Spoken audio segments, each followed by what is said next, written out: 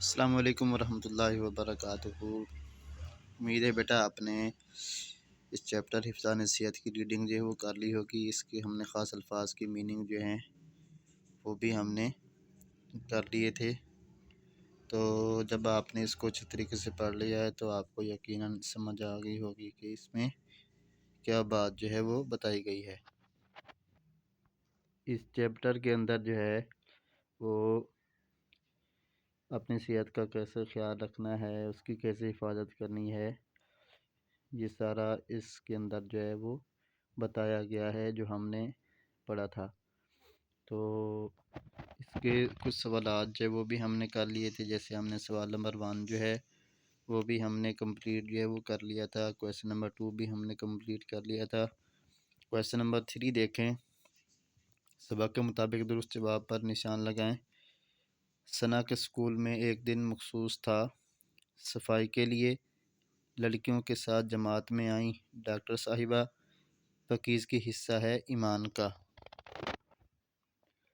کتنی مرتبہ برش کرنا ضروری ہے؟ 2 مرتبہ۔ ہمارے لیے فائدہ مند ہے گھر کی بنی اشیاء۔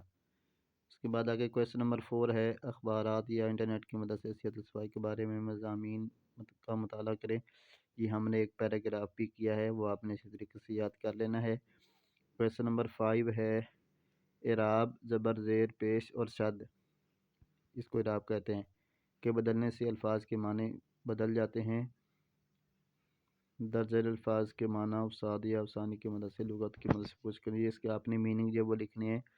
جیسے شیر یہ ایک جانور کا نام ہے، 19 عدد۔ دل یہ جسمانی عضو ہے،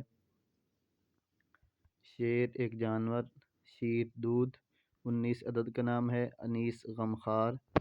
دل جسمانی عضو اور دل کہتے ہیں گروہ۔ علم آگاہی، علم جھنڈا، عالم علم والا یا جاننے والا، عالم دنیا یا جہان۔ سحر صبح، سحر کہتے ہیں جادو کو۔ اس کے بعد یہ گرامر ہے۔ معنی کے لحاظ سے فعل کی اقسام، معنی کے لحاظ سے فعل کی 2 قسمیں ہیں، فعل لازم اور فعل متعدی۔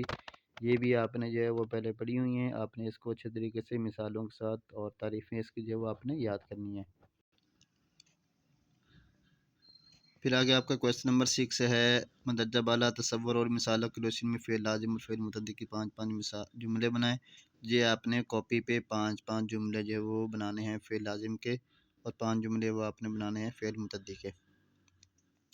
اس کے بعد آگے تفہیم عبارت ہے۔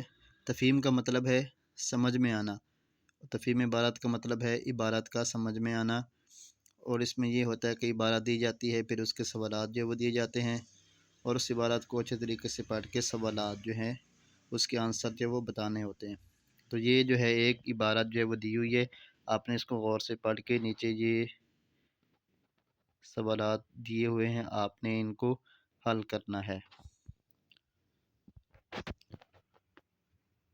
تو بیٹا یہ امید ہے آپ کو ساری باتیں سمجھ آ گئی ہوں گی، تو آپ نے اپنے کام کو اچھے طریقے سے جو ہے وہ کرنا ہے اور اس کو اچھے طریقے سے یاد کرنا ہے۔ اس میں جو MCQs ہیں ان کا بھی آپ نے خاص جو ہے وہ خیال رکھنا ہے، خصوصاً یہ فعل لازم اور فعل متعدی کے حوالے سے۔